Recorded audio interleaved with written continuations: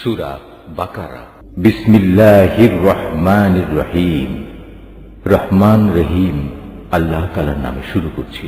তোমরা তোমাদের হজের যাবতীয় আনুষ্ঠানিকতা শেষ করে নেবে, তখন এখানে বসে আগের দিনে যেভাবে তোমরা তোমাদের পূর্বপুরুষদের গৌরবের কথা স্মরণ করতে, তেমনি করে বরং তার চেয়ে বেশি পরিমাণে এখন আল্লাহকে স্মরণ করো। মানুষদের ভেতর থেকে একদল লোক বলে, হে আমাদের মালিক, সব ভালো জিনিস তুমি আমাদের এই দুনিয়াতেই দিয়ে দাও।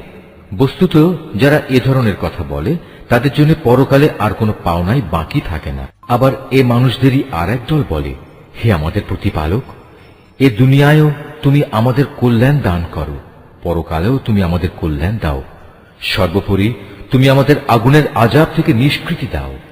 এ ধরনের লোকদের তাদের নিজ নিজ উপার্জন মোতাবেক তাদের যথার্থ হিস্সা রয়েছে। আল্লাহ তাআলাই হচ্ছেন দ্রুত হিসাব গ্রহণকারী।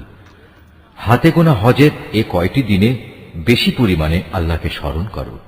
হজের পর যদি কেউ তাড়াহুড়ো করে দুদিনের মধ্যে মিনা থেকে মক্কায় ফিরে আসে, তাতে যেমন কোনো দোষ নেই, তেমনি যদি কোনো ব্যক্তি সেখানে আরো বেশি অপেক্ষা করতে চায়, তাতেও কোনো দোষ নেই।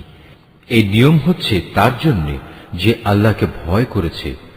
তোমরা শুধু আল্লাহ তাআলাকে ভয় করো এবং জেনে রাখো একদিন তোমাদের তাঁর কাছেই জড়ো করা হবে। মানুষদের মাঝে এমন লোকও আছে পার্থিব জীবনে যার কথা তোমাকে খুবই উৎফুল্ল করবে। তার মনে যা কিছু আছে তার উপর সে আল্লাহ তাআলাকে সাক্ষী বানায়, কিন্তু এর প্রকৃত পরিচয় হচ্ছে সে ভীষণ ঝগড়াটে ব্যক্তি। আবার সে যখন আল্লাহর জমিনের কোথাও ক্ষমতার আসনে বসতে পারে, তখন সে নানা প্রকারে অশান্তি সৃষ্টি করতে শুরু করে, জমিনের শস্য ক্ষেত্র বিনাশ করে, জীবজন্তুর বংশ নির্মূল করতে চায়। মূলত আল্লাহ তাআলা কখনো বিপর্যয় সৃষ্টিকারী মানুষদের পছন্দ করেন না।